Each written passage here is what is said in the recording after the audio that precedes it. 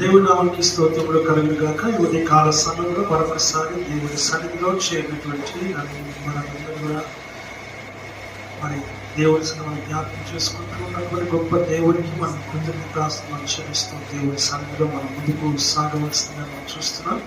మరి ఈ రోజున మరి పాటల్లోనూ కీర్తనలోనూ మరి సాక్షాత్లోనూ ఆరాధనలోనూ ఆత్మరంలోనూ దేవుడు మనకు తోడుగా ఉన్నాడు. మరి వాక్య భాగంలో మనం ప్రవేశిస్తూ ఉండగా జాగ్రత్తగా దేవుడి వాక్యం వినాలని, జాగ్రత్తగా దేవుడి సన్నిధిలో భయము భక్తి కలిగి ఉండాలని, ప్రార్థన పూర్వకంగా కూడా మీరు ఉండాలని నేను మనవి చేస్తూ ఉంటున్నాను. మరి అడిగిన దేవుడి సన్నిధిలో మనం ముందుకు సాగడం డైరెక్ట్గా ఈ ప్రకటన గ్రంథంలో మనం వెళ్ళిపోదాం. అనేకమైన విషయాలు దేవుడు మనతో మాట్లాడుతూ ఉన్నారు. ఇదంతా విషయాన్ని జ్ఞాపకం తీసుకొని దేవుడి సన్నిధిలో మనం ముందుకు సాగుదాం. ఇక్కడ వాక్య భాగము మనం చూద్దాం. చూడండి ఒకసారి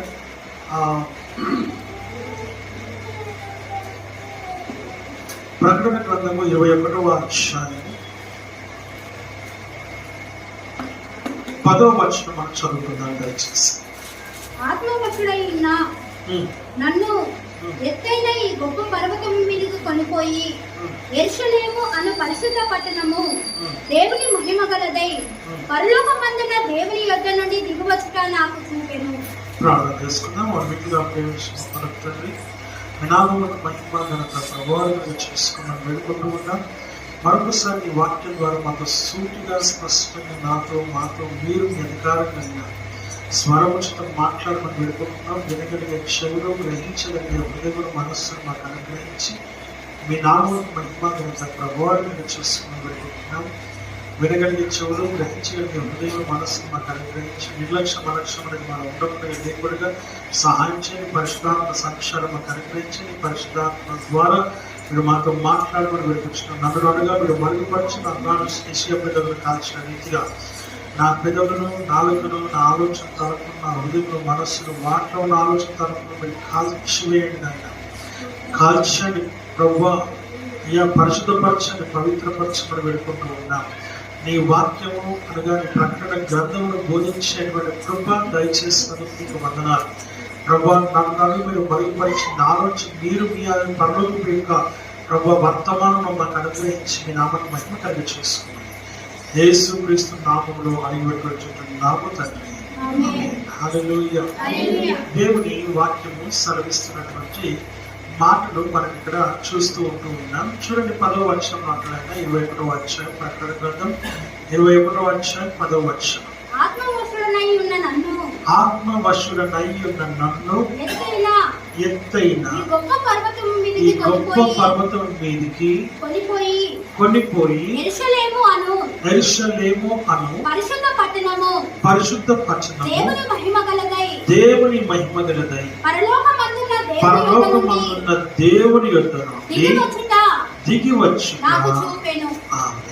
హల్లెలూయా. ఇక్కడ ఈ వాక్య భాగం మనం చూసినప్పుడు ఆత్మవశుడనై ఉన్న నన్ను ఎత్తైన గొప్ప పర్వతం మీదికి కొనిపోయేను. ఆమేన్. హల్లెలూయా. యోహాను గారిని పద్మసు ద్వీపంలోనికి తీసుకొని పోవడమే కాకుండా జరుగుతున్నటువంటి సంగతులను జరగబోయే సంగతులను ఆ తర్వాత రాకడను గురించి, ఆ తర్వాత ఆ పట్టణంలో గురించి, ఏ పట్టణము అనంటే యెరూషలేము అనే పట్టణము లేక పరిశుద్ధ పట్టణము అనే మాటను మనం ఇక్కడ చూస్తూ ఉన్నాం. ఇది ఏదో నామకార్థంగా చెప్పినట్టు కాదు ప్రేమందేమి. ఎందుకనంటే ఆయన జరగబోయే వాటిని తెలియజేస్తూ ఉన్నారు. ఈ లోకం ఎలాగైతే ఉందో రాబోయే లోకం కూడా అలాగే ఉంటుంది. ఇప్పుడు మనం ఎలా అయితే ఇలాగ జీవిస్తూ ఉన్నామో అప్పుడు కూడా మనము జీవించనై ఉన్నాము. అయితే మనము ఎలా జీవిస్తాము అని అంటే మనుషుల్లాగా కాదు, దేవుని యొక్క దూతల్లాగా మనం ఉంటాము అన్న సంగతిని మనం జ్ఞాపకం చేసుకోవాలి. అయితే ఎవరు ఉంటారు అని ఒకసారి గమనిస్తే క్రీస్తునందు ఉండి మృతులైన వారు మాత్రమే మరలా తిరిగి లేపబడతారు. వారు మాత్రమే ఆయన్ని ఎదుర్కొంటారు, వారు మాత్రమే ఆయన దగ్గరికి చేరుతారు, వారు మాత్రమే తిరిగి మరలా దేవదూతలుగా మార్చబడతారు అన్న సంగతిని మనము జ్ఞాపకం చేసుకుంటూ ఉన్నాం. హల్లెలూయా.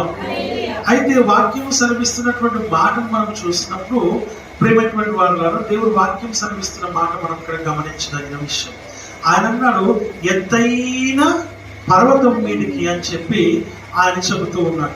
ఈ విషయాలు యోహాను గారికి మాత్రమే తెలియజేస్తున్నాడా అని ఒకసారి మనం గమనిస్తే ఆయనకి మాత్రమే తెలియజేస్తున్నాడు. ఎప్పుడు నూతన నిబంధన గ్రంథంలోనికి వచ్చినప్పుడు ఆయన తన శిష్యుడైనటువంటి ఒక శిష్యుడైనటువంటి యోహానికి ఇవన్నీ కూడా బయలుపరిచినట్టుగా చూస్తున్నాం. మరి ఇంతకు ముందు ఏమైనా బయలుపరచబడ్డాయా అని ఒకసారి గమనిస్తే అవును, బయలుపరచబడ్డాయని దేవుని వాక్యం ద్వారా మనము చూస్తూ ఉన్నాం. ఎవరికి బయలుపరచబడ్డాయి అని ఒకసారి గమనిస్తే హెచ్కేలు గ్రంథంలోకి మనం వెళ్ళినప్పుడు ఒక మాటను మనము చూడగలుగుతూ ఉంటూ ఉన్నాం. చూడండి ఒకసారి హెచ్కేలు రాసిన గ్రంథము 40వ అధ్యాయము 2 నుంచి 4 వచనాలు చదవాలని మీకు నేను మనవి చేస్తూ ఉంటూ ఉన్నాను.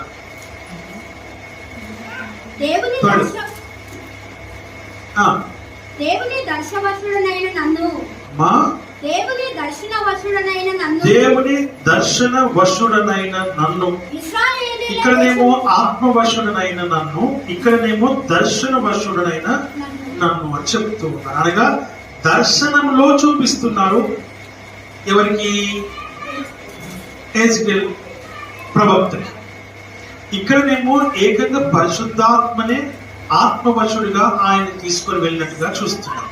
ఇక్కడ దర్శన వశుడనైన నన్ను ఇశ్రాయేలీయుల దేశములోనికి తోడుకొని వచ్చి మిగుల ఉన్నతమైన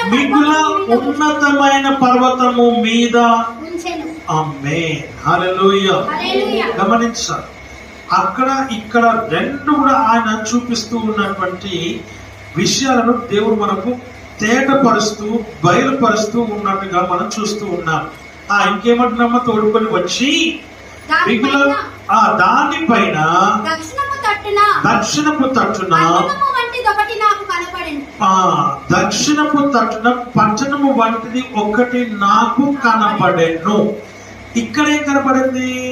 ఇక్కడ వెనక్కి రండి, ఎవరైనా కూడా తీస్తాను అమ్మా.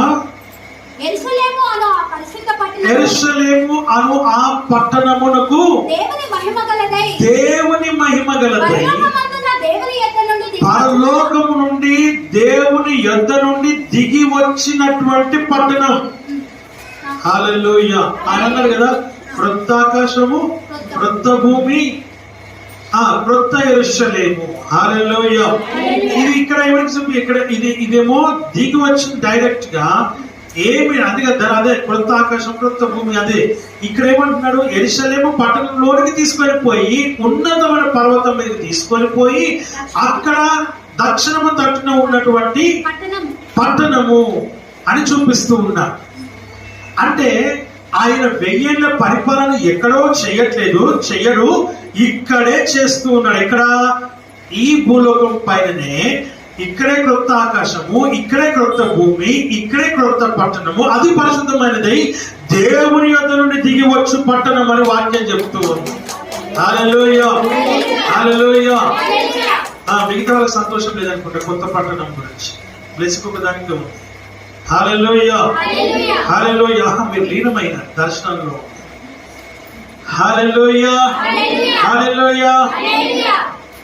దేవుడు వాక్యం సెలవిస్తున్న మాట అంటే, నూతన యెరూషలేం దిగి వచ్చుచున్నది, పెళ్లి కుమార్తె వలె మహిమతో నిండి, స్వర్గమునందున్న దేవుని యొద్ద నూతన యెరూషలేం పెళ్లి కుమార్తె వలె మహిమతో నిండి,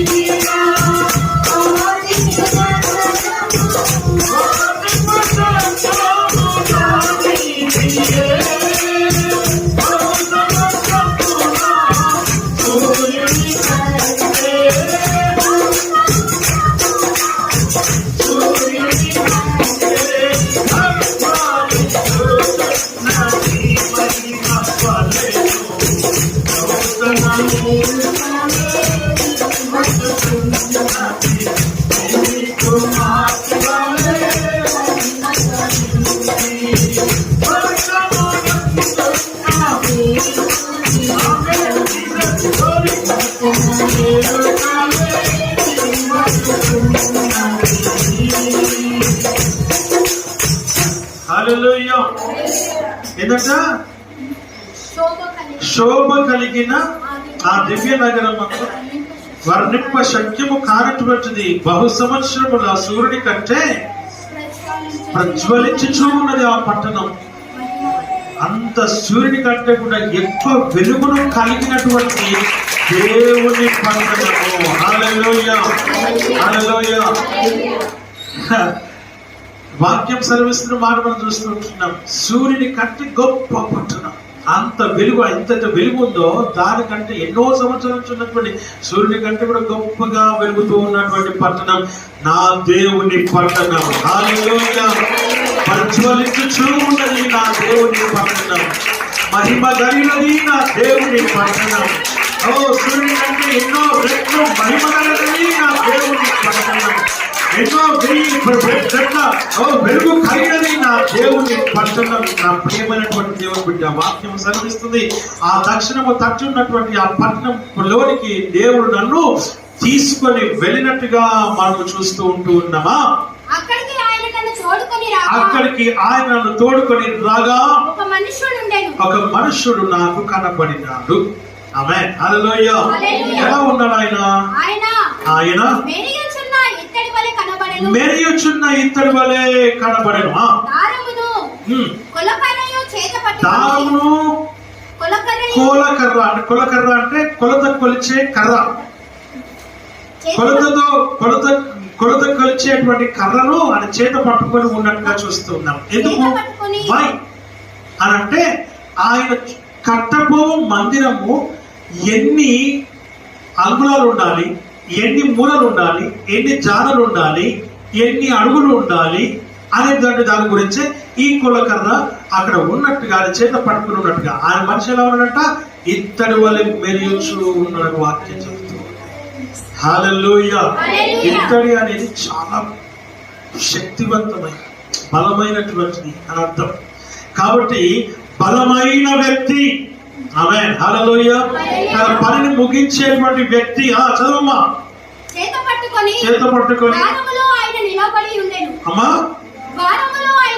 ద్వారములో నిలబడి ఉన్నాడు ఆయన. ఆ మనుషుడు నాతో ఇట్లా, నరపుత్రుడా, నేను నీకు చూపుచున్నటువంటి వాటన్నిటిని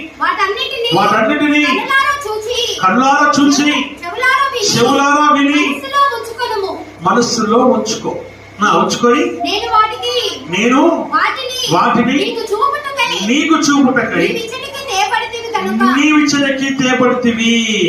నీకు చూపించడానికి నేను తీసుకొని వచ్చా. నువ్వు ఇక్కడ తీసుకొని రాబడ్డావు. నేను నీకు చూపించడానికి నన్ను కూడా పంపబడ్డాను. నేను పంపబడ్డాను, నువ్వు ఇక్కడికి తీసుకొని రాబడ్డావు.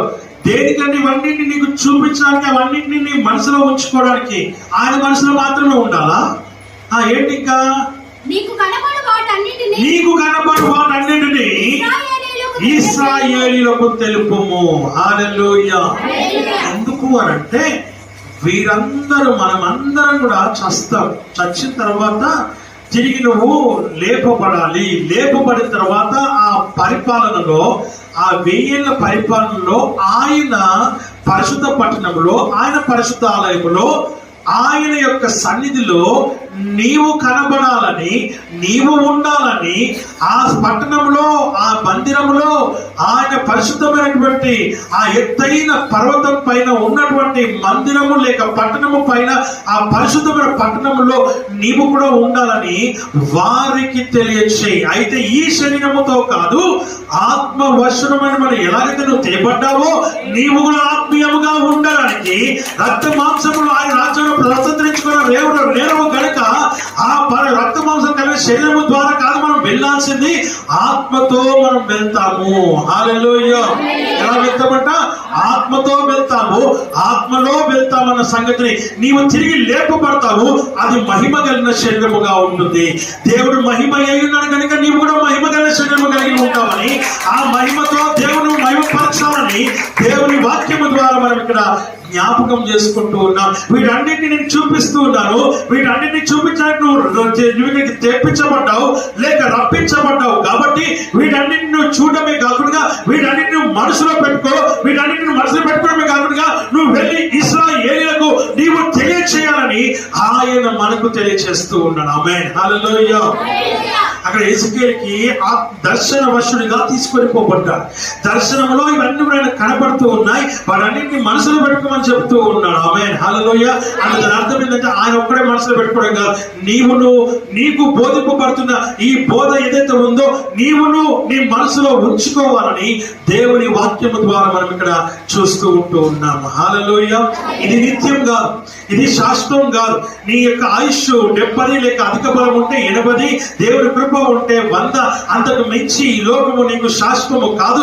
ఈ లోకం ఉంటుంది ఎప్పటి వరకు అంటే ఆయన రాకడ వరకు మాత్రమే ఉంటుంది. ఇది కూడా గతించిపోతుంది. ఆకాశము గతించిపోవును, భూమియు గతించిపోవును, సముద్రమును గతించిపోవును, సమస్తమును గతించిపోవును. ఇదిగో క్రొత్త ఆకాశము క్రొత్త భూమి తిరిగి మరలా నిర్మింపబడుతుందన్న సంగతిని, మరలా కలగ చేయబడుతున్న సంగతిని నీవు జ్ఞాపకం చేసుకోవాలని దేవుని వాక్యము ద్వారా మనం ఇక్కడ హెచ్చరికను మనం పొందుకుంటున్నాం.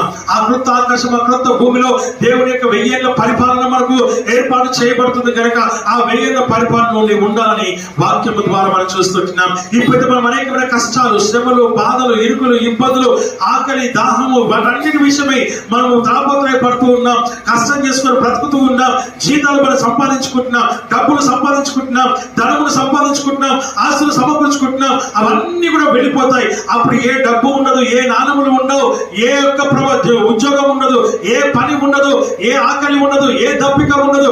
ఏది సంపాదించుకోవాలన్నటువంటి నువ్వు తాపత్రయపడాల్సిన అవసరమే లేదు. ఉదయకాలం లేచి నువ్వు ఆఫీస్కి వెళ్ళాల్సిన అవసరం లేదు, ఉద్యోగానికి వెళ్ళాల్సిన అవసరం లేదు, కాలేజ్కి వెళ్ళాల్సిన అవసరం లేదు, స్కూల్కి వెళ్ళాల్సిన అవసరం లేదు. ప్రేమ దేవుడిగా అక్కడ ఉన్నదంతా కూడా కేవలం ఒకే ఒకటి, నీవు దేవుని మహిమ కలిగి ఉంటావు, దేవుని మహిమ కలిగిన శరీరము కలిగి ఉంటావు, దేవుని నామమును మహిమపరిచే బిడ్డగా నీవు ఉంటావు అన్న సంగతిని నీవు జ్ఞాపకం చేసుకోవాలని వాక్యం ద్వారా మనం చూస్తున్నాం. మహిమతో నింపబడిన పరిశుద్ధమైన పట్టణంలో నీవు ఉంటావన్న సంగతిని నీవు గ్రహించాలని దేవుని వాక్యం ఈ రోజున మనల్ని హెచ్చరిక చేస్తాం. మళ్ళీ వెనక్కి వచ్చేద్దాం ప్రకటన గ్రంథంలోనికి. ఇది ఇలాగే పెట్టి ప్రేమ దేవుని బిడ్డలు ఏమంటున్నాడంటే ఆ 11వ వచనంలో చెప్తూ ఉన్నాడు. 10వ వచనం అంటున్నా, ఆ పరిశుద్ధమైన యెరూషలేము అను పరిశుద్ధ పట్టణము దేవుని మహిమ గలదై పరలోకమందున దేవుని యొద్ద నుండి దిగి వచ్చుట నాకు చూపెను. నాకు కనపడినది కాదు, నాకు చూపెను. అక్కడనేమో కనపడింది, ఇక్కడనేమో చూపిస్తూ ఉన్నాడు. ఏకగా పట్టణాన్ని చూపిస్తూ ఉన్నాడు. అక్కడనేమో దర్శన రీతిగా ప్రేమ దేవుని బిడ్డలారా అక్కడ చూస్తూ ఉన్నాడు ఆయన. ఇక్కడ ఆయన కనపరచబడింది, ఇక్కడ మాత్రము ఏకంగా ఆయన చూపిస్తూ ఉన్నాడు. పట్టణమునే డైరెక్ట్ గా చూపిస్తూ ఉన్నాడు. ఆ పట్టణం ఎలా ఉంటుందో, ఆ పట్టణం యొక్క వైశాల్యం ఏంటో, ఆ పట్టణం యొక్క మహిమ ఏంటో, ఆ పట్టణం యొక్క వెలుగు ఏంటో, ఆ పట్టణం యొక్క పరిశుద్ధత ఏంటో, ఆ పట్టణం యొక్క పవిత్రత ఏంటో, ఆ పట్టణం యొక్క దేవుని సన్నిధి ఎంత గొప్పదో మనకు తెలియజేయబడుతుంది. ప్రేమ దేవుడా, నువ్వు ఆ విషయాన్ని గమనించాలని దేవుని వాక్యము ద్వారా మనం ఇక్కడ గమనిస్తూ ఉంటూ ఉన్నాం. ఇంకేమంటాడు కింద, దేవుని యొద్ద నుండి దిగి వచ్చిన నాకు చూపెను. దాని అందలి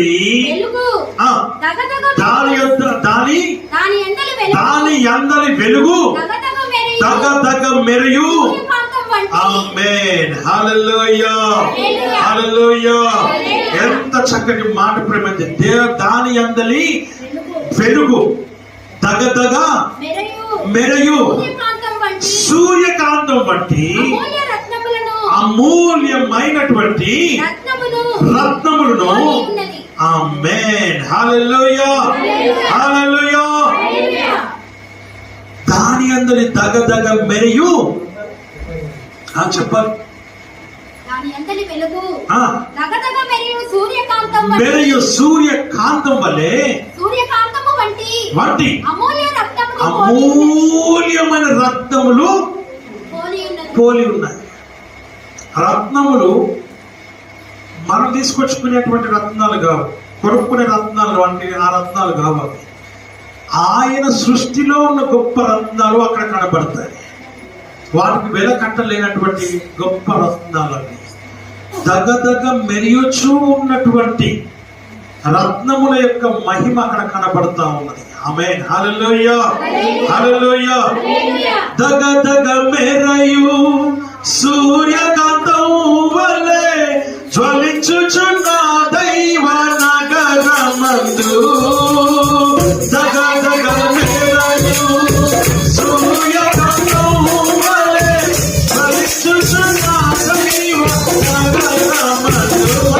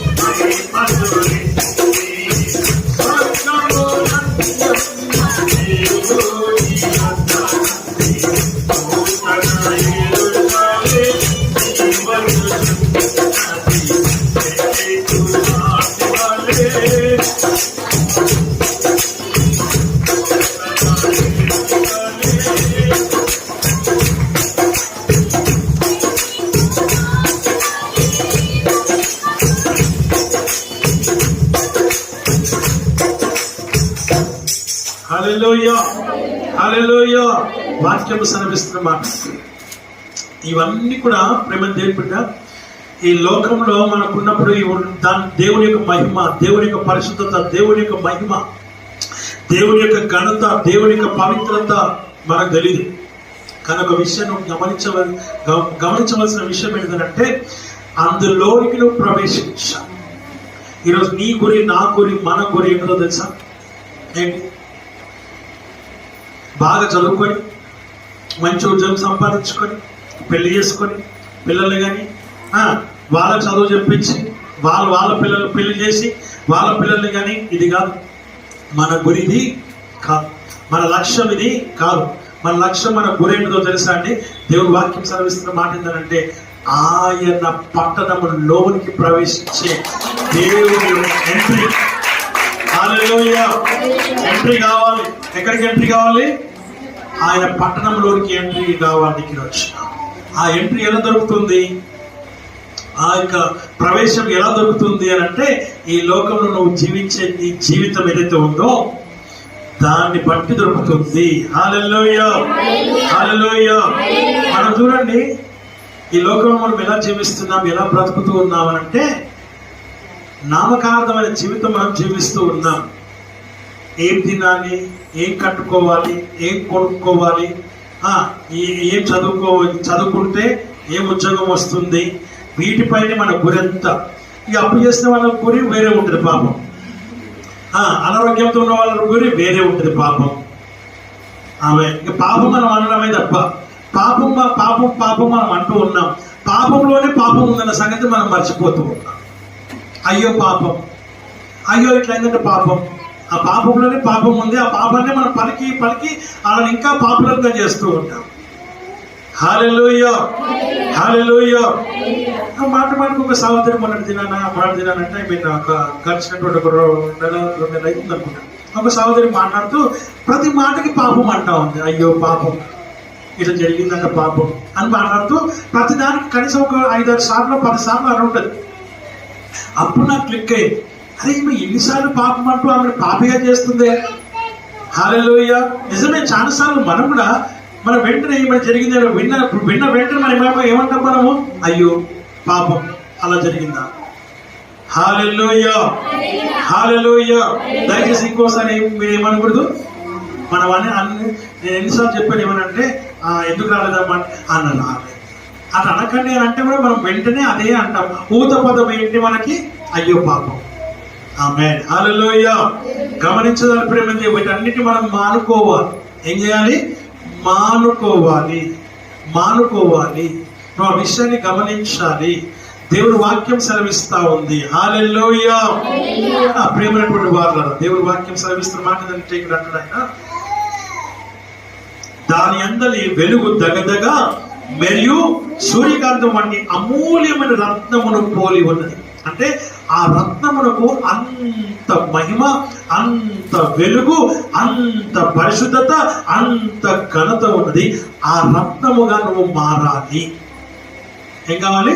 ఆ రత్నముగా నువ్వు మారాలి. హల్లెలూయా, హల్లెలూయా. అది నేను చెప్పట్లేదు, దేవుని వాక్యం చెప్తుంది. నువ్వు అలా మారాలని వాక్యం చెప్తుంది. నువ్వే ఆ రత్నం అవుతావని వాక్యం చెప్తుంది. దేవుని వాక్యం సెలవిస్తున్న మాట మనం చూస్తుంటాం. కిందికి మనం చదవమా. ఆ పట్టణమునకు ఎత్తైన గొప్ప ప్రాకారమును 12 గుమ్మములను ఉండెను. ఆ గుమ్మముల యొద్ద 12 దేవతలుండిరి. ఇశ్రాయేలీలు 12 గోత్రముల యొక్క నామములు ఆ గుమ్మముల మీద వ్రాయబడి ఉన్నవి. హల్లెలూయా, హల్లెలూయా. 12 గుమ్మములు, 12 గుమ్మములకు 12 మంది యొక్క దేవదూత నామములు ఉన్నాయి. ఆమేన్ హల్లెలూయా. 12 గోత్రముల కర్తలైనటువంటి 12 మంది కుమారులైనటువంటి యాకోబు కుమారుల యొక్క పేర్లు, 12 గోత్రముల యొక్క నామములు ఆ గుమ్మముల పైన ముద్రగా వేయబడ్డాయి. ఆ నామములు అనగా పేర్లు ఆ గుమ్మములకు పేర్లు పెట్టబడ్డాయి. ఎంత గొప్ప ఆశీర్వాదం! అసలు యాకోబును దేవుడు ఎంత ప్రేమించాడు చూడండి ఒకసారి. ఆయన వంశంలో నుండి, ఆయన సంతానంలో నుండి, ఆయన రక్తంలో నుండి. ఇక్కడ ఒక విషయాన్ని మనం గమనించదగిన విషయం ఏంటంటే, యాకోబుకు గమనించాల్సిన విషయం ఏంటంటే 4 భార్యలు అన్నట్టు లెక్క. మొదటిగా యాక్చువల్గా ఆయన ప్రేమించింది, ఆయన ఇష్టపడింది ఎవరిని? రాహేల్ని పెళ్లి చేసుకుందామంటే లాబాను ఏం చేశాడు? నా పెద్ద కుమార్తె గుడ్డిది కాబట్టి ఆ గుడ్డిదాన్ని వాళ్ళు చేసుకుంటారు, వీడేమో ఈమెను ప్రేమించాడు కాబట్టి ఏదైనా చేసి ఇప్పుడు ఏం చేయాలి? మోసం చేయాలి. యాకోబును మోసం చేయాలని ఏం చేశాడు? వివాహం అయితే చేశాడు, బాగానే రాహేల్తో వివాహం చేశాడు. కానీ రాత్రి ఫస్ట్ నైట్ రోజు ఏం చేశాడంటే రాహేల్కి బదులుగా లేయను పంపించాడు. ఆమేన్ హల్లెలూయా. ఆ పంపించినప్పుడు ఆ రాత్రిలో కనబడకపోయేసరికల్లా ఆయన లేయతో కూడినట్టుగా చూస్తున్నాడు. అప్పుడు పొద్దున్న లేచేసరికల్లా లేయ ఉంది. ఆయన పొద్దుగా వెంటనే వెళ్ళాడు, అయ్యా ఏంటి సంగతి మామ, ఇంత మోసం చేసావేంటి? అయ్యా సంబంధం ఏం లేదు, దీంట్లో ముసుగుల బుద్ధులాట ఏం లేదు. నువ్వేమో చెల్లిని ప్రేమించావు, ఇదేమో పెద్దది అయిపోయింది, మీరికెళ్ళి గుడ్డిది, కళ్ళు కనపడవు, మరి దీన్ని ఎవరు పెళ్లి చేసుకుంటారయ్యా? కాబట్టి అందుకే దీన్ని కూడా నేను నీకే ఇచ్చేస్తా, తీసుకో. అప్పుడు యాకోబు మరలా 7 సంవత్సరాలు రాహేలు కోసం పనిచేస్తాడు. ఆమేన్ హల్లెలూయా. పని చేసి ఆ పని చేసిన తర్వాత రాహేల్ నుంచి పెళ్లి చేస్తాడు. అప్పుడు మాత్రం చూసుకుంటాడు, ఈమెనా కాదా అని జాగ్రత్తగా చూసుకుంటాడు. హల్లెలూయా. చూసుకున్నాక ఈమెనే అనుకొని మరలా ఆమె కూడా కూడుతాడు. అది అయిపోతుంది. అయిపోయిన తర్వాత జరిగిన విషయం ఏంటంటే ఈయన తిరిగి వెళ్ళాలి. ఎక్కడికి?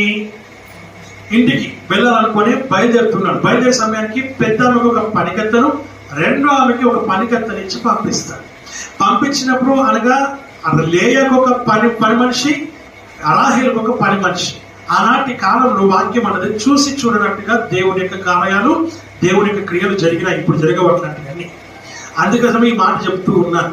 ఆ ఇద్దరు కూడా ఏమయ్యారంటే ఇప్పుడు ఈమెకు కుమారుని కన్నది, ఆమె కూడా ఒక కుమారుణ్ణి కన్నది.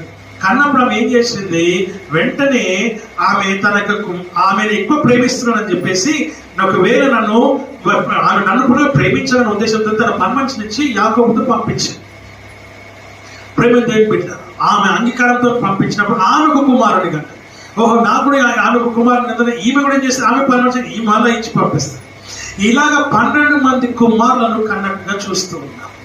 ఆ ఇద్దరు మనుషులు వేరే అయినప్పటికీ ఈయన రక్తమే కనుక దేవుడు వారిని విడిచిపెట్టలేదు. ఆమేన్ హల్లెలూయా. ఇది చెప్పడానికి చాలా మంది సేవకులు సంశయిస్తూ ఉంటారు. ఇందులో వ్రాయబడింది మనం బోధిస్తూ ఉన్నాం, ఇందులో వ్రాయబడింది నువ్వు తెలుసుకోవాలి. అంతేగాని ఆనాటి కాలంలో ప్రేమ నలుగురు చేసుకోవడానికి కాదు ప్రేమ దేని బిడ్డ. ఆనాటి కాలంలో వాక్యమే చెబుతుందంటే తెలిసి తెలియనటువంటి అజ్ఞాన కాలం అని వాక్యం చెబుతుంది. అప్పుడు రూల్స్ రెగ్యులేషన్స్ లేవు కనుక ఆయన రక్తమే కనుక అది లెక్కించబడింది అంతే. నువ్వు ఆ విషయాన్ని గమనించాలి. తర్వాత నువ్వు వచ్చి నన్ను ప్రశ్నించడానికి లేదు. నేను అన్ని బోధిస్తా, వాక్యంలో ఉన్నవన్నీ బోధిస్తా. ఆమేన్ హల్లెలూయా. నువ్వు అన్ని తెలుసుకోవాలి, నువ్వు అన్ని తెలుసుకొని ఉండాలి. అన్ని తెలుసుకోకుండా నీవు ఉండకూడదు ప్రేమ దేవుడు. ఆమేన్ హల్లెలూయా హల్లెలూయా. ఉట్టి లేయ గురించి మాత్రమే, రాహేలు గురించి మాత్రమే చెప్తూ ఉంటారు. కాదు ప్రేమ దేవుడు, వారిద్దరికి కూడా వారి పని మనుషులకు పుట్టినటువంటి పిల్లలు కూడా ఇందులో ఉన్నట్టుగా చూస్తున్నాం. దేవుడు వారిని ఏం తక్కువ చేయలేదు, వారిని ఏం తీసేయలేదు. పని మనుషులకు పుట్టిన పిల్లలు కదా అని చెప్పి దేవుడు వారిని ఏం తీసేయలేదు, వారిని కూడా ఆయన చేర్చుకున్నాడు. కారణం అంటే యాకోబు వలన పుట్టింది, యాకోబు వలన కాబట్టి యాకోబునే ఎంచినాడు. కానీ ఆ స్త్రీలను దేవుడు ఎంచలేదు, అటు లేయను ఎంచలేదు, ఇటు రాహేల్ని ఎంచలేదు, వారి పని మనుషులను కూడా ఎంచలేదు. యాకోబును మాత్రమే ఎంచినాడు. యాకోబు రక్తమునే ఎంచినాడు. యాకోబు యొక్క వంశాన్ని ఆయన ఎంచినట్టుగా చూస్తూ ఉంటూ ఉన్నాం. హల్లెలూయా, హల్లెలూయా. ఆ విషయాన్ని మనం ఇక్కడ జ్ఞాపకం చేసుకుంటూ ఉన్నాం. ఆ 12 మంది కుమారులే ఆయన గోత్రములుగా బారినట్టుగా చూస్తున్నాం. ఆ గోత్రములకి ఆయన నామములు పెట్టినట్టుగా చూస్తున్నాం. ఆ గుమ్మములకు ఆ పేర్లు పెట్టినట్టుగా మనం ఇక్కడ గమనిస్తూ ఉంటూ ఉన్నాము. హల్లెలూయా, హల్లెలూయా. దగ్గర ప్రేమ దేవుని బిడ్డలారా, చదవమ్మా ఇక్కడ ఏమంటాడు ఇంకా? ఒక్క నిమిషం. దాని అందలి ఆ పట్టణం ఎత్తైన గొప్ప ప్రాకారము 12 గుమ్మములు ఉండెను. ఆ గుమ్మముల యొద్ద 12 దేవదూతలు ఉండేది. ఈ విషయాన్ని గమనించాలి. ఏంటంట? 12 దేవదూతలు ఉన్నారు. హల్లెలూయా, హల్లెలూయా. ఆ తర్వాత ఏమన్నాడు ఇంకా? అంటే దేవుడు గోత్రముకు చొప్పున ఒకరిని దేవదూతను ఏం చేశాడు? ఆయన కాపుదలగా ఉంచాడు. 12 గుమ్మాలు, 12 గోత్రములు, 12 గుమ్మములు, 12 నామములు, 12 దూతలు కావలిగా ఉన్నట్టుగా చూస్తూ ఉన్నాం. మరలా వెనక్కి వచ్చేద్దాం. 12 ఎహెజ్కేలు రాసిన గ్రంథం త్వరగా 48వ అధ్యాయం 30 నుంచి 35 వచనం చదువు త్వరగా, ఫాస్ట్. 48వ అధ్యాయం 30 నుంచి 35వ వచనం వరకు.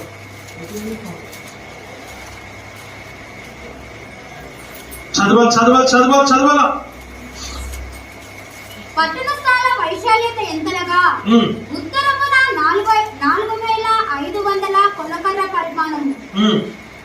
ఇశ్రాయేలీయుల గోత్రపు పేర్లను బట్టి పట్టణపు గుమ్మముల పేర్లను పెట్టవలెను. ఆమేన్, హల్లెలూయా. ఇశ్రాయేలీయుల గోత్రపు పేర్లను బట్టి పట్టణపు గుమ్మములకు పేర్లు పెట్టవలెను. ఉత్తరపు మొదటగా ఇక్కడ మనం చూస్తున్నామంటే ఉత్తరపు తట్టున రూబేన్ ఇక్కడ విశదీకరిస్తూ ఉన్నాడు. ఇక్కడ ఏమో డైరెక్ట్ గా 12 పేర్లు, 12 గుమ్మాలు, 12 గోత్రం అని చెప్పేసినాడు. ఇక్కడ విశదీకరిస్తాడు. అందుకే ఇక్కడ వెనక్కి వచ్చేస్తాను నేను. ఎందుకంటే ఎహెజ్కేలుకి దేవుడు బయలుపరిచిన విషయాన్ని చాలా విపులంగా ఇక్కడ మనం చూస్తూ ఉంటూ ఉన్నాం. ఈ 12 మంది కుమారుల పేర్లు కూడా ఎవరికి ఎటు దిక్కు ఎన్ని గుమ్మాలు ఉండాలి అనేటువంటి మాటను మనం ఇక్కడ చూస్తున్నాం. చదువు. ఉత్తరపు తట్టున రూబేనుదనియు, యూదానుదనియు, లేవిదనియు 3 గుమ్మములు ఉండవలెను. తూర్పు తట్టు ఇక్కడ చదివింది ఏంటిది? ఉత్తరపు తట్టున. వాళ్ళ పేర్లేంటి? రూబేనుదనియు, యూదానుదనియు, లేవిదనియు పేర్లు పెట్టినట్టుగా చూస్తున్నాం. ఇప్పుడు మన పేర్లు వచ్చేసాయి కదా. ఏ నామములు పెట్టినాడంటే ఈ నామములే పెట్టినాడు ఆయన. ఏ నామములు? 3 గుమ్మాలు ఎక్కడున్నాయి? ఉత్తరపు తట్టున. ఆ గుమ్మంలో పేర్లేంటి? ఇప్పుడు అక్కడనేమో నామములు చెప్పినాడు. ఆ నామములు ఏంటో మనకు తెలీదు. ఇక్కడ మనకు ఆ నామములు మనకు తెలియజేస్తూ ఉన్నాడు. ఈ ఉత్తరపు తట్టున ఉన్నటువంటి ఆ 3 గుమ్మముల పేర్లు ఏంటిదంట? మొదటిది రూబేను, రెండోది యూదా, మూడోది లేవి. ఈ 3 పేర్లు వాటికి పెట్టినట్టుగా దేవుని వాక్యం ద్వారా మనం చూస్తున్నాం. ఆ తర్వాత ఏమంటున్నాడు ఇంకా? దక్షిణపు తట్ట, తూర్పు తట్టు 4,500 కొలకర్ర పరిణామము గలది. ఆమేన్, హల్లెలూయా. ఆ తట్టున యోసేపుదనియు, బెన్యామీనుదనియు, దానుదనియు 3 గుమ్మములు ఉండవలెను. ఆమేన్, హల్లెలూయా. మొదటి పేరేంటి? యోసేపు, బెన్యామీను, దానుదనియు. యోసేపుదనియు, బెన్యామీనుదనియు, దానుదనియు 3 గుమ్మములు ఉండవలెను. వాటికి ఆ పేర్లు పెట్టవలెను. హల్లెలూయా, హల్లెలూయా. విషయాన్ని ఇక్కడ గమనించాలని దేవుని వాక్యము ద్వారా మనం ఇక్కడ చూస్తున్నాం. మొదటిగా తర్వాత దక్షిణపు తట్టు 4,500 కొలకర్ర పరిమాణములు గలది. ఆ తట్టున షిమ్యోనుదనియు, ఇశ్శాఖరుదనియు, జెబూలూనుదనియు 3 గుమ్మములు ఉండవలెను. పెట్టవలను. ఆ వాటికి 3 పేర్లు పెట్టవలను. పడమటి తట్టు 4500 కోల కర్రల పరిమాణములు గలది. ఆ తట్టున గాదుదనియు ఆషేరుదనియు నఫ్తాలిది అనియు 3 గుమ్మములు ఉండవలెను. ఆమేన్, ఆమేన్, ఆమేన్.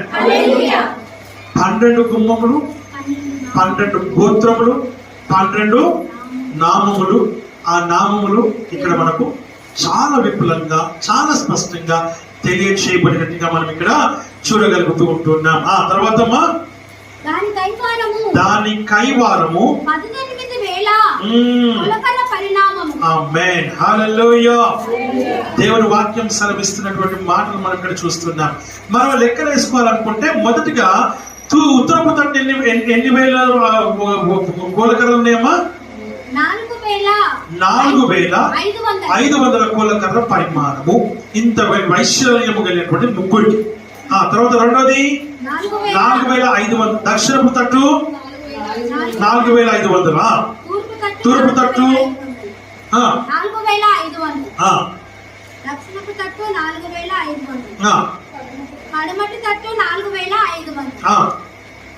మొత్తం కలుపుకోండి ఒకసారి, ఇంటికి వెళ్ళాక కలుపుకోండి, ఇప్పుడు కాదు. కాబట్టి ఇదంతా కూడా చాలా స్పష్టంగా వాక్యం చెప్తూ ఉన్నటువంటి మాట మనం చూస్తుంటున్నాం. దానిపై కైవారము 18,000. ఆమేన్, హల్లెలూయా. లెక్క కింద ఎంత వచ్చింది? కింద ఎంత వచ్చింది? హల్లెలూయా, హల్లెలూయా. వాక్యం సెలవిస్తున్నటువంటి మాట మనం చూస్తున్నాం. పైన 4,500, 4,500, 4,500, 4,500, 4 దిక్కుల. ఇప్పుడు ఎంత వచ్చింది లెక్క? 18,000 కోలకర్ర పరిమాణము కలిగిన వైశాల్యం. అంత గొప్ప పట్టణం. హల్లెలూయా. ఆ పట్టణము దేవుడు నీకు ఆయన వారసత్వంగా ఇస్తూ ఉన్నాడు. ఇది ఎవరికి ఇస్తున్నాడు అంటే నీకు, నాకు, మనకే. పేర్లు వాళ్ళే, పట్టణం మనకు. హల్లెలూయా. ఆ పట్టణం ఎవరికి? పేర్లు వాళ్ళే, అంతే. పట్టణం మనది. హల్లెలూయా. ఈ పట్టణంలో నువ్వు ప్రవేశించాలనుకుంటున్నావా? ఈ పట్టణంలో నువ్వు రావాలనుకుంటున్నావా? ఈ పట్టణము శాశ్వతమైనటువంటిది. ఈ పట్టణము నిత్యమైనటువంటిది. ఈ పట్టణము ప్రేమ దేని బిడ్డ నిత్యముగాను శాశ్వతముగాను ఉండేటువంటి పట్టణము. నువ్వు ఆ విషయాన్ని నువ్వు జ్ఞాపకం చేసుకోవాలని దేవుని వాక్యం ద్వారా మనం చూస్తున్నాం. మన ఆయుష్ ఎంత అండి? ఆయుష్ ఎంత? 70. అధిక బలం ఉంటే, కృప ఉంటే, ఈ దానికే మనం ఎంత నిలుగుతున్నాము. ఈ దానికే ఇంకా వర్డ్ లేదా? నిలుగుతున్నాం అనేది కొంచెం చాలా ఆడ్ అయిపోయింది. ఎంత సంబరపడిపోతున్నామో, అబ్బా నాకు కాక నేను కాక బతుకుతున్నా అన్నట్టు ఫీలింగ్ మీద. హల్లెలూయా. అసలు నీ జీవితం ఏంటో నీకు తెలుస్తలేదు. తుచ్చమైంది అన్న సంగతిని జ్ఞాపకం చేసుకో. ఈ రక్త మాంసంలో కలిగినటువంటి ఈ శరీరంలో అనేకమైన వ్యాధులు, రోగాలు, బలహీనతలు, నొప్పులే ఉన్నాయి. డబ్బులుంటేనే నీకు ఆహారము, జీవితము, బట్ట, ఇల్లు, కూడు, గుడ్డ.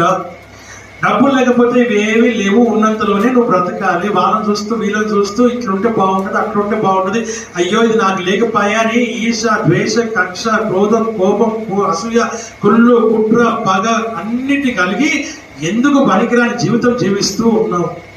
హల్లెలూయా.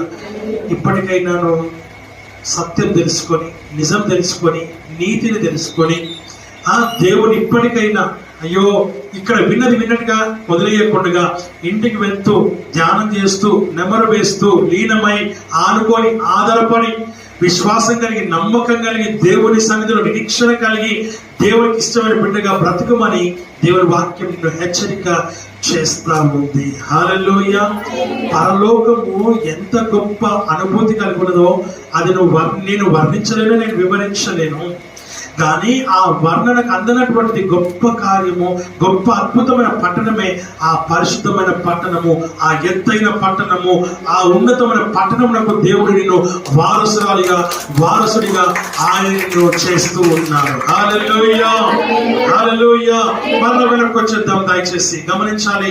దేవుడి వాక్యం సెలవిస్తున్నటువంటి మాటలు మనం ఇక్కడ చూస్తూ ఉంటూ ఉన్నాం. ఆ పట్టణంలో ఎత్తైన గొప్ప ప్రాకారము 12 గుమ్మములు ఉండెను. ఆ గుమ్మముల యొద్ద 12 దేవదూతలు ఉండని. ఇశ్రాయేలీల 12 గోత్రముల నామములు ఆ గుమ్మముల మీద వ్రాయబడినవి. తూర్పు వైపునకు 3 గుమ్మములు, ఉత్తర వైపునకు 3 గుమ్మములు, దక్షిణ వైపు 3 గుమ్మములు, పశ్చిమ వైపు 3 గుమ్మములు ఉన్నవి. హల్లెలూయా. ఆ కింద ఏమంటున్నాండి? ఆ పట్టణపు ప్రాకారము 12 పునాదులు గలది.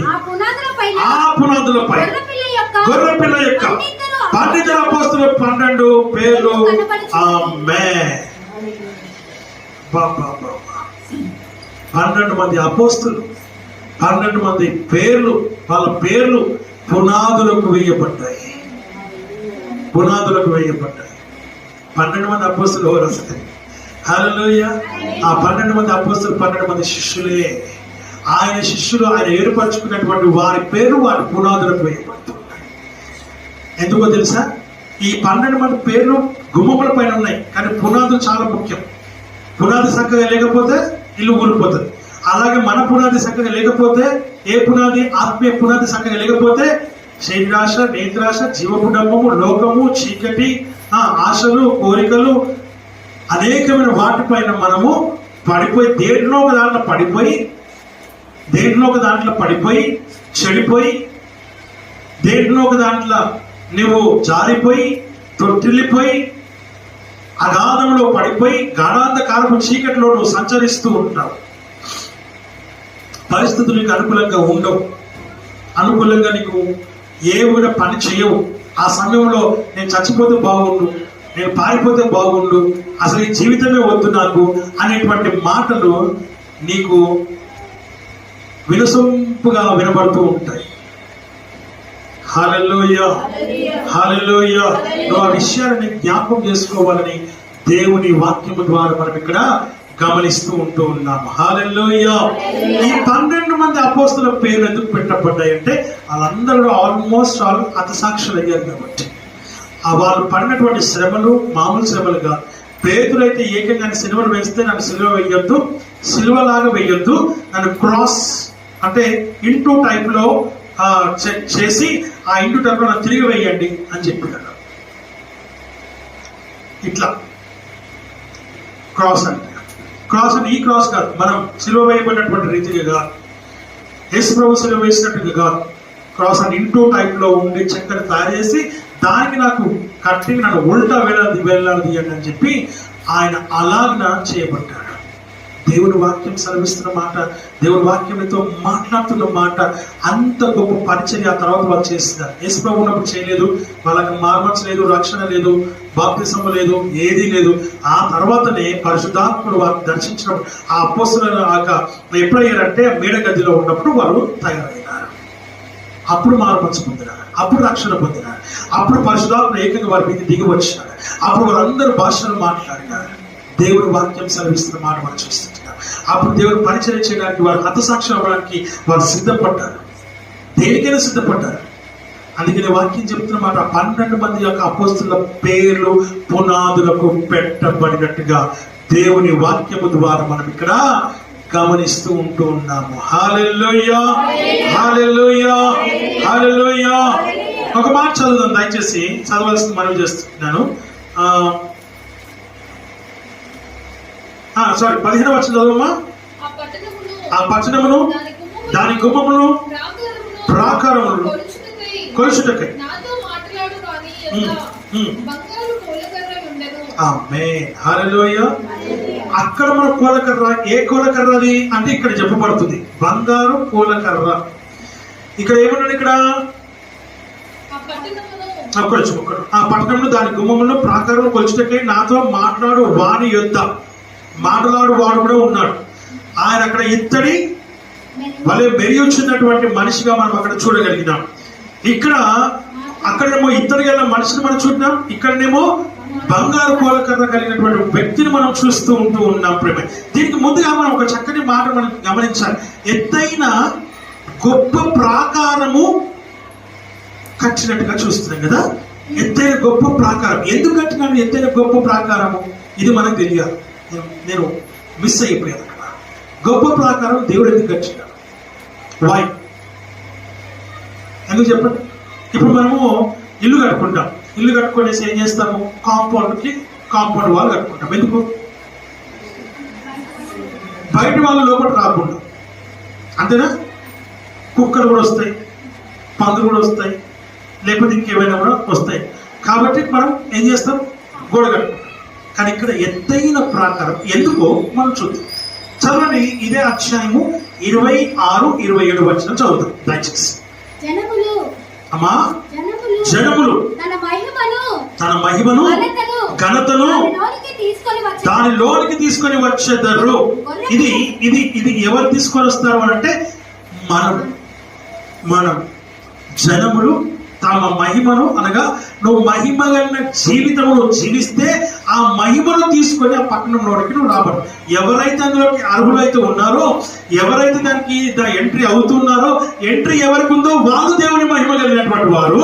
ఆ మహిమ కలిగిన జీవితము జీవించడం వలన ఆ మహిమను వారు లోపలికి తీసుకొని వస్తూ ఉన్నారు. ఆ తర్వాత గొర్రె పిల్ల యొక్క జీవ గ్రంథమందు వ్రాయబడిన వారే దానిలోకి ప్రవేశిస్తారు. వారికి మాత్రమే ప్రవేశం ఉంది, వారు మాత్రమే ప్రవేశించాలి.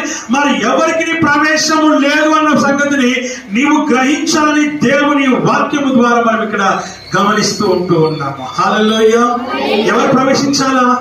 గొర్రెపిల్ల జీవ గ్రంథమందు వ్రాయబడినటువంటి పేర్లు అంటే వారు మాత్రమే. ఎవరు వ్రాయబడ్డారు అని ఒకసారి గమనిస్తే ప్రేమ దేవుడు, నువ్వు నేను చెప్పడానికి కష్టం. ఎందుకంటే ఆ సమయం వరకు, ఇప్పటి వరకు, ఈ రోజు మనం అందరం మారుమనసు పొందినాం, రక్షణ పొందినాం, బాప్తిజం తీసుకున్నాం, బలలో పాల్గొంటున్నాం, సంఘంలో సభ్యత్వం కలిగినగా ఆయన శరీరంలో అవయవ భాగంగా మనం జీవిస్తున్నప్పటికీ నిజమైనటువంటి ఆత్మీయ జీవితం ఎవరైతే కలిగి ఉన్నారో, నిజమైన ప్రార్థన జీవితం ఎవరైతే కలిగి ఉన్నారో, ఎవరైతే నిజంగా దేవుని సన్నిధిలో వాక్య జీవితం కలిగి ఉన్నారో, దేవుని సన్నిధిలో సమయాన్ని గడుపుతూ దేవునితో సహవాసం చేస్తూ దేవునితో ప్రయాణం చేస్తూ ఉన్నటువంటి ఎవరైతే చేస్తూ ఉన్నారో వారు మాత్రమే, అంత మాత్రమే కాదు ప్రేమ దేవుడా. వాక్యం అన్నది అనుదినమును దేవునితో ప్రేమ దేవుడా మాట్లాడేవాడు కావాలి, సంభాషించేవాడు కావాలి, ఆయన దర్శనం చూసేవాడు కావాలి, ఆయన సన్నిధిలో ఆయన స్వరాన్ని వినేవాడు కావాలి, ఆయన ఉద్దేశంలో ఎరిగినవాడు కావాలి. నీ హృదయమందు ఆయన వాక్యము ప్రించము ఆయన భద్రపరచబడిన వాడు ఉండాలని దేవుని వాక్యము ద్వారా మనం చూస్తున్నాం. అలాంటి వాడు ప్రతిరోజు దేవునితో నడుస్తాడు. ఆమేన్, హల్లెలూయా. ప్రతిరోజు దేవునితో నడిచే బిడ్డగా ఉంటావు, ప్రతిరోజు దేవునితో సంభాషణ కలిగి ఉంటావు. You will have the relationship with your God. ఆమేన్, ఆమేన్. దేవుని వాక్యం చెబుతుంది ఈరోజు నీకు నీ దేవునికి మధ్య ఉన్న సంబంధ బాంధవ్యము కలిగి నువ్వు ఉండాలి. హల్లెలూయా, హల్లెలూయా. వాడు ఎలా ఉంటాడు అని అంటే, నీ ఉంటే నాకు చాలు యేసయ్యా, నీ వెంటే నేనుంటానే సయ్యా, నీ ఉంటే నాకు చాలు యేసయ్యా, నీ వెంటే నేనుంటానే, నీ మాట చాలయ్యా, నీ చూపు చాలయ్యా, నీ తోడు చాలయ్యా, నీ నీడ చాలయ్యా, నీ మాట చాలయ్యా, నీ తోడు చాలయ్యా, నీ నీడ చాలయ్యా, నీ ఉంటే నాకు చాలు యేసయ్యా,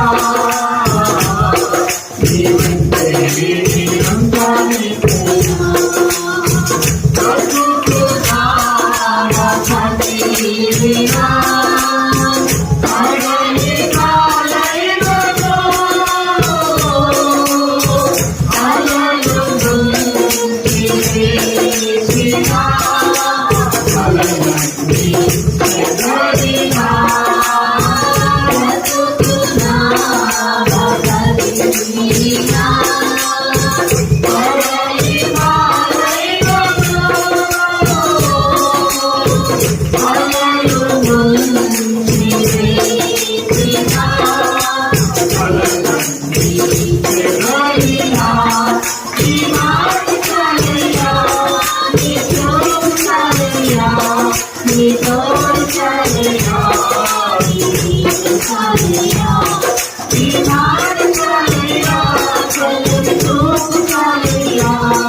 నీ తోడు చాలయ్యా, నీ నీడ చాలయ్యా, నీ ఉంటే నాకు చాలయ్యా,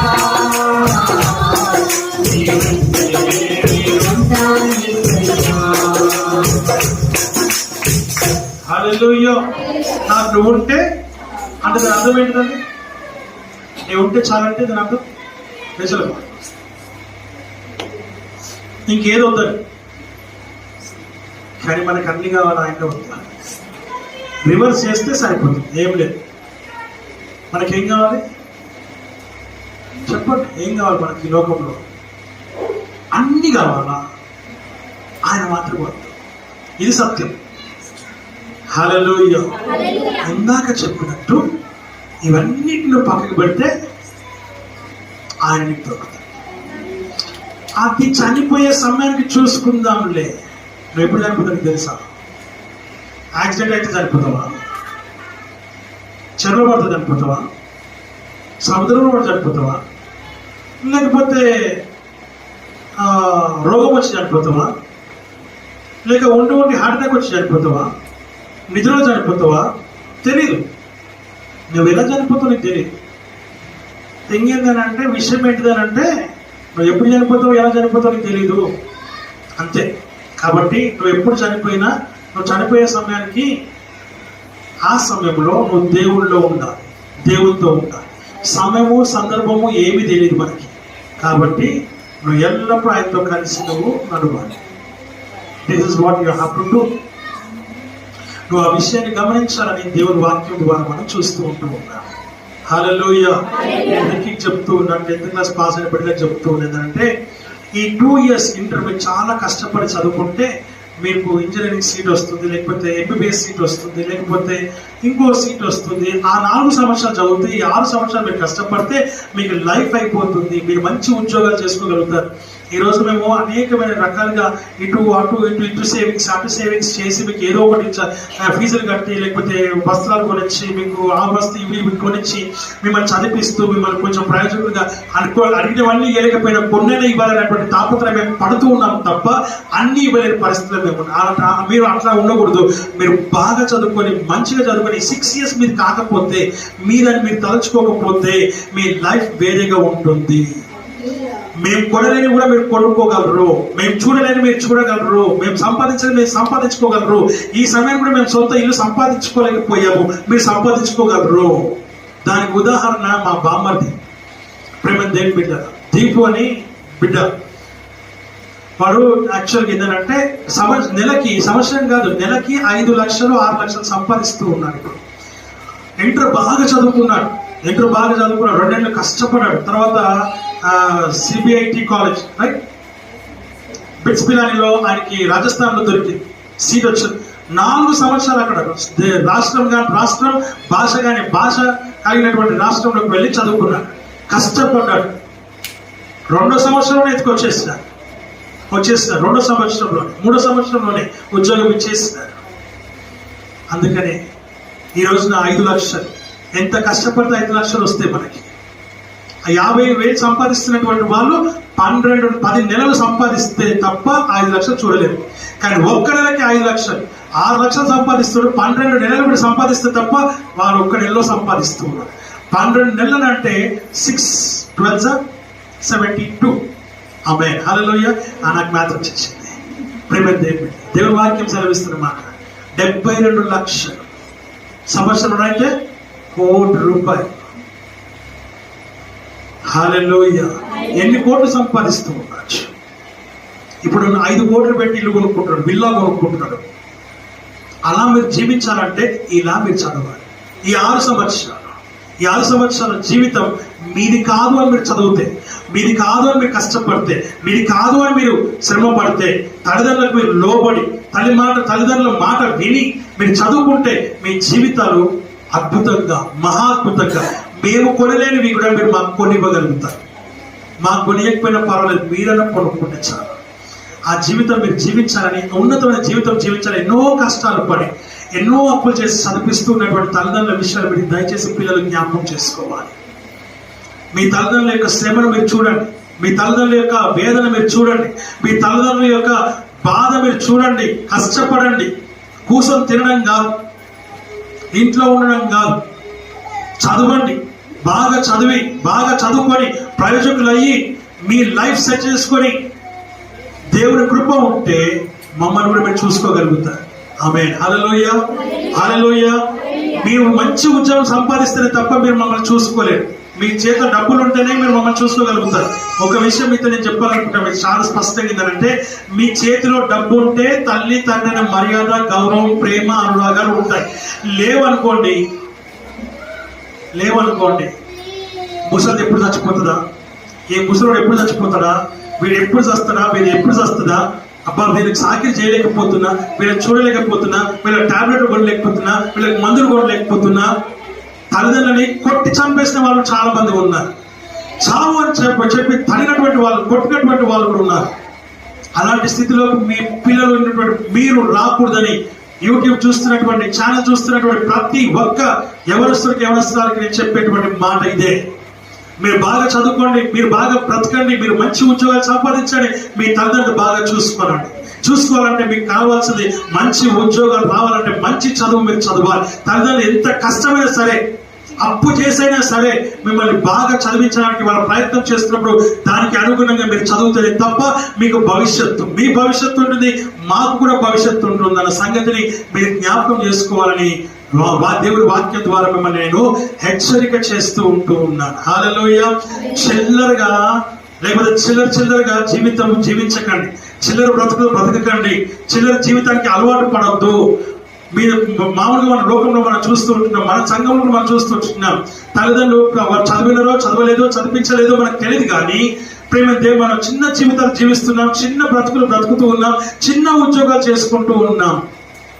చిన్న ఉద్యోగాలు మనకి పెయింటర్ కావచ్చు, మేస్త్రి కావచ్చు, లేకపోతే ఇళ్ళలో పని చేసుకోవడం కావచ్చు, లేకపోతే చిన్న షోరూంలో పని చేసుకోవడం వాళ్ళకి కావచ్చు, ప్రేమ దేవుడు చిన్న ఉద్యోగాలు కావచ్చు. కానీ అలాంటి జీవితాలు మనకు కావాల్సింది ఉన్నతమైన జీవితం. ఇక్కడ వాక్యం చెప్తుంది, ఉన్నతమైన పర్వతం మీదకి, ఎత్తైన పర్వతం మీదకి దేవుడు నిన్ను తీసుకొని వెళ్తానంటున్నాడు. ఆమేన్. హల్లెలూయా. ఆ పట్టణంలోకి నువ్వు ప్రవేశించాలంటే ఇప్పుడు నువ్వు చాలా this is the crucial point. Kevin యొక్క ప్రిన్సిపల్ నాకు ఫోన్ చేశాడు. సార్ గుడ్ మార్నింగ్ అని ఫోన్ చేశాడు. మాట్లాడాను, అమ్మా praise sorry good morning ma'am అన్నాను. అలాంటి అవన్నీ కెవిన్ బాబు ఎక్కడ చదువుకుంటున్నాడు, ఏం చేస్తున్నారు, ఏమి ఇప్పిస్తున్నారు అని అడిగితే చెప్పాను, ఇట్లా రెసిడెన్షియల్ కాలేజ్లో వేశాను మ్యామ్ అని నేను చెప్పాను. మాదాపూర్లో వేశానంటే, సార్ చాలా మంచి పని చేశారు. అసలు 10th అయిపోయిన తర్వాత ఇంటర్లో ఉన్నటువంటి పిల్లలు ఇప్పుడే చెడిపోవడానికి ఆస్కారం ఉంది. ఫ్రెండ్స్ చాలా మంది ఫ్రెండ్స్ అయిపోతారు, చదివే వాళ్ళని చెడగొట్టే పిల్లలు కూడా చాలా మంది ఉంటారు. You have taken a great decision. It's not a hostel, it is a residential college. దాంట్లో వేస్తారు. ఆమేన్. హల్లెలూయా. దేవుని ఎందుకు మాట చెప్తున్నా అంటే అందులోనే కాలేజ్ ఉంటుంది, అందులోనే రెసిడెన్స్ ఉంటుంది. ఇంక బయటకు పోవాల్సిన అవసరమే లేదు. వారానికి ఒక రోజు బయటకు పోవాల్సి వస్తుంది, ఆ వారానికి ఒక రోజు మేము బయట అక్కడికి వెళ్ళాల్సి వస్తుంది. వెళ్ళాలనుకుంటే వెళ్తాం, లేదంటే లేదు. ఆయన రావాలంటే రారు, మేము పోతేనే రావాలని పంపిస్తారు బయటికి. ఆ 2 సంవత్సరాలు మనకు కొంచెం జైల్లాగా ఉండొచ్చు. జైల్లాగా ఏం లేదు, అది పోయి చూసుకునే మస్తు ఉంది. తినేటివన్నీ దొరుకుతాయి, పండుకోవడానికి, ఉండడానికి అన్ని చేస్తాం. అక్కడ సాయంత్రం 5 నుంచి రాత్రి 10 గంటల వరకు మానిటర్స్ ఉంటారు. అక్కడ మానిటర్ చేయడానికి లెక్చరర్స్ కూడా ఉంటారు అక్కడ. ఎందుకు ఈ మాట చెప్తున్నానంటే లైఫ్ని సెటిల్ చేయడానికి మేము ఎంత కష్టపడుతున్నామో, మిమ్మల్ని తీర్చిదిద్దడానికి, మిమ్మల్ని ఒక వజ్రంగా తయారు చేయడానికి, ఒక ముత్యంగా తయారు చేయడానికి, ఒక రత్నంగా తయారు చేయడానికి మేము పడే కష్టాన్ని మీరేం చేయాలి అని చెప్పట్లా, అందరికి చెప్తున్నా. ఆయన వాళ్ళకి చెప్పేశాను, మా బామ్మర్ది కొడుకు కూడా చెప్పేసా, అన్నీ అయిపోయాయి. నేను అందరికి చెప్తున్నాను, నా పిల్లలకు కూడా ఇక్కడ కూర్చొని సంఘంలో ప్రతి ఎవరస్తులకి ఇవి ఎన్నోసార్లు నేను చెప్పాను, కూర్చోబెట్టుకొని నేను చెప్పాను. ఇప్పుడు మరొకసారి జ్ఞాపకం చేస్తూ ఉన్నాను అంతే. ఎందుకంటే ఆ ఎత్తైన ఉన్నతమైన పర్వతం మీదకి నువ్వు ఎక్కాలి, అలాగే ఆత్మీయంగా మనము ఆ పట్టణంలోకి ప్రవేశించాలి. ఇది దేవుడు మన నుంచి కోరుతూ ఉన్నాడు. నువ్వు అందులో ప్రవేశించాలంటే ఆ ప్రవేశానికి సరైనటువంటి మార్గాన్ని నువ్వు సరళం చేసుకోవాలి. మన గైడ్ ఎవరు? పరిశుద్ధాత్ముడు. వీళ్ళ గైడ్ ఎవరు? పిల్లలు ఎవరికి గైడ్ ఎవరు? తల్లిదండ్రులు. ఆమేన్. హల్లెలూయా, హల్లెలూయా. చాలా మంది తమ పిల్లల్ని సరైన మార్గంలో పెట్టలేక నరక యాతన పడుతున్నారు. మా అమ్మాయి వినట్లేదు, మా అబ్బాయి వినట్లేదు, మా మాటలు లెక్క చేయట్లేదు, వాళ్ళు ఇష్టానుసారంగా బ్రతుకుతూ ఉన్నారు, ఇష్టానుసారంగా ప్రవర్తిస్తున్నారు, ఎక్కడ పడితే అక్కడ తిరుగుతున్నారు, పబ్బుల పూట తిరుగుతున్నారు, హోటళ్ల పూట తిరుగుతూ ఉన్నారు, కేఫ్ల పూట తిరుగుతూ ఉన్నారు, రకరకాల వాళ్ళని చూసి వీళ్ళు డ్రెస్సులు కొనుక్కుంటున్నారు, భయంకరమైన డ్రెస్సింగ్ వేసుకుంటూ ఉన్నారు లోకానుసారంగా. అలాంటిలాగా చెడిపోకుండా నువ్వు ఉండాలా కోసము your parents are your guiders. And church guide ఎవరంటే పరిశుద్ధాత్ముడు. హల్లెలూయా, హల్లెలూయా. పరిశుద్ధాత్మ యొక్క గైడెన్స్ లో నువ్వు నడవాలి.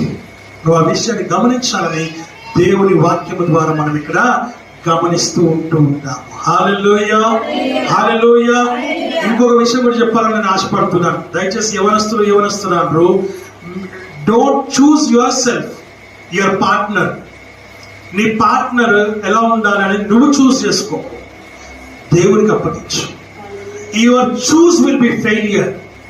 ఆమేన్, హల్లెలూయా. ఎందుకనంటే నువ్వు చూస్ చేసుకున్నట్టే నీకంటే బాగా చదువుకున్న వాడై ఉండాలి, నీకంటే బాగా చదువుకునేదై ఉండాలి, నీకంటే పెద్ద ఉద్యోగం చేసేదై ఉండాలి, నీకంటే పెద్ద ఉద్యోగం చేసేవాడై ఉండాలి. నీ లైఫ్ కి డోకా లేకుండా నువ్వు చూసుకోవాలి. అది కూడా క్రైస్తవుడై ఉండాలి, క్రైస్తవురాలై ఉండాలి, దేవుని బిడ్డై ఉండాలి, దేవుని సన్నిధిలో ఎదిగిన బిడ్డై ఉండాలి, దేవుని కొరకు జీవించే బిడ్డ అయి ఉండాలి. కాదంటే దేవుని భయం కలిగినటువంటి బిడ్డ అయితే దేవుని భయం కలిగి ఉంటాడు. ఒకవేళ నేను కొట్టాలన్నా తిట్టాలన్నా ఇంకేమైనా చేయాలన్నా కూడా భయభక్తులు కలిగిన వాడై ఉంటాడు. ఆమేన్, హల్లెలూయా. Don't spoil your life. హల్లెలూయా, హల్లెలూయా. పైకి ఇప్పుడు చాలా బాగా కనబడుతూ ఉన్నాడు, కానీ లోపల రోగాలే ఉన్నాయి. ఎలాంటి రోగాలు తెలుసా? కేఫ్ల పొంటి, పబ్ల పొంటి, రకరకాల అన్ని తిరుగుకుంటా ఈ గంజాయికి, లేకపోతే ఈ డ్రగ్స్ కి, లేకపోతే ఈ సిగరెట్లకి, లేకపోతే ఇంకా మత్తు పదార్థాలకు లోనై వారి శరీరాన్ని పాడు చేసుకొని అంటు వ్యాధులకు కనుక పరిస్థితులు కూడా ఉన్నాయి. భయంకరమైనటువంటి పరిస్థితులు జీవిస్తూ ఉంటున్నారు. Be careful my dear youngsters, I'm talk to you. Amen, hallelujah. Youth అందరికీ నేను చెప్పాల్సిన విషయం ఒకటి, live a good life, a valuable life, a possible life. Amen, hallelujah. ఇది మీరు చాలా జాగ్రత్తగా సెలెక్ట్ చేసుకోవాలి. మీరు సెలెక్ట్ చేసుకోకండి, దేవుడికి అప్పచెప్పండి. మీ సేవకుడికి, మీ సేవకురానికి అప్పచెప్పండి. వాళ్ళు చూస్తారు, దేవుడు చూస్తారు, పరిశుద్ధాత్మ మిమ్మల్ని నడిపిస్తారు. ఆమేన్, హల్లెలూయా. ఇస్సాకుకి భార్యని సెలెక్ట్ చేయడానికి ఎవరు పంపించారండి? అబ్రాహాం ఎవరు పంపించారు? ఒక అన్యుడు పంపించాడు. ఆ అన్యుడు ఎవరికి ప్రార్థన చేస్తున్నాడు?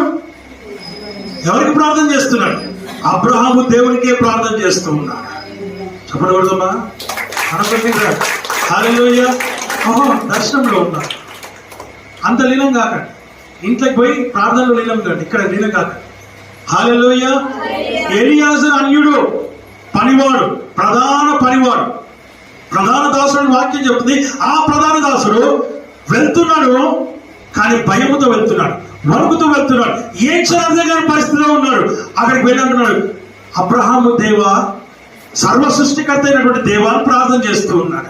సర్వ సృష్టికర్త అయినటువంటి దేవ, నా యజమానైనటువంటి అబ్రహాము ఒకప్పుడు ఏమీ లేనివాడుగా ఉన్నాడని ఆయనే సాక్ష్యం చెప్పాడు. ఆయన ఇంతగా దీవించావు కనుక ఆ దేవా, ప్రభువా, నాయన, ఇదిగో ఈ సమస్యను కూడా ఈ యొక్క కార్యం నాకు అప్పగించాడు. ఈ సమస్య నాకు పెద్ద సమస్యగా ఉంది, ఈ సమస్య నీకు అప్పగిస్తున్నా, నీవే నడిపించు. ఆయన పూజించే, లేకపోతే ఆయన అనుసరించే దేవుడికి ప్రార్థన చేయట్లేదు, అబ్రహాము దేవుడికి ప్రార్థన చేస్తున్నాడు. That is the greatest thing. That is the best thing ever happened in any lives. Amen. Hallelujah. దేవుని వాక్యం సెలవిస్తున్నమాట. అంత గొప్ప దేవునికి ఒక అన్యుడు ప్రార్థన చేస్తున్నాడు. నువ్వు దేవుని బిడ్డ పోయింది, నువ్వేం ప్రార్థన చేస్తున్నావు? ఎలాంటి జీవితం కలిగి నువ్వు ఉన్నావు? ఈరోజు హౌ యు ఆర్. దేవుని వాక్యం సెలవిస్తున్నమాట. మీకు నేను తెలియజేస్తున్నా, ప్రేమ దేవుని బిడ్డ, డోంట్ స్పాయిల్ యువర్ లైఫ్. నీ జీవితాన్ని పాడు చేసుకోవద్దు, నీ బ్రతుకును పాడు చేసుకోవద్దు, నీ శరీరాన్ని పాడు చేసుకోవద్దు, నీ కుటుంబాన్ని పాడు చేసుకోవద్దు. ఆమేన్, హల్లెలూయా, హల్లెలూయా. ఒక్కరి వలన ఒక్కరి వలన కుటుంబం అంతా నశించిపోతుంది, కుటుంబం అంతా పాడైపోతుంది. ఆకారు ఒక్కడే తప్పు చేసింది, కానీ వంశాన్ని మొత్తం నశింపచేయబడింది, వంశాన్ని మొత్తం చంపివేయబడింది. ఆమేన్, హల్లెలూయా. దయచేసి అలాంటి పిచ్చి పిచ్చి వాటిలోకి, చిల్లర వాటికి మీరు ప్రవేశించొద్దు. ఆమేన్, హల్లెలూయా. చిల్లరలతో స్నేహం చేయొద్దు. నేను సూటిగా చెప్తున్నాను, రికార్డింగ్ లో చెప్తున్నాను, చిల్లరలతో స్నేహం చేయకండి, పనికిరాని వారితో స్నేహం చేయబాకండి. నీ స్నేహం ఉన్నతమైనదై ఉండాలి, పరిశుద్ధమైనదై ఉండాలి, పవిత్రమైనదై ఉండాలి, మంచి ఎదిగినటువంటి స్నేహం నువ్వు చేయాలి. నీ స్నేహితులు నిన్ను చూస్తే, వాళ్ళని చూస్తే నువ్వు ఏదో తెలిసిపోతుంది, నిన్ను చూస్తే వాళ్ళేదో తెలిసిపోతుంది. దేవుని పైన ఆధారపడే జీవితం, దేవుని పైన ఆనుకునే జీవితం, దేవుణ్ణి ఆశ్రయించే జీవితం నువ్వు కలిగి ఉండాలి. విశ్వాసం కలిగి ఉండాలి, నమ్మకము కలిగి ఉండాలి. హల్లెలూయా, హల్లెలూయా. ఆయన నిరీక్షణ కలిగి ఉండాలి. ఇవన్నీ ఎప్పుడు వస్తాయంటే దేవుణ్ణి ప్రేమిస్తే వస్తాయి. హల్లెలూయా, హల్లెలూయా. దేవుణ్ణి ప్రేమిస్తే మొదటిది దేవుని పైన ఆధారపడతా, రెండో ఆయన్ని ఆనుకుంటే, మూడోది ఆయన ఆశ్రయిస్తావు, నాలుగోది విశ్వాసం కలిగి ఉంటావు, ఐదవది నమ్మకం కలిగి ఉంటావు, ఆరవది నిరీక్షణ కలిగి ఉంటావు. 7 సుగుణాలు.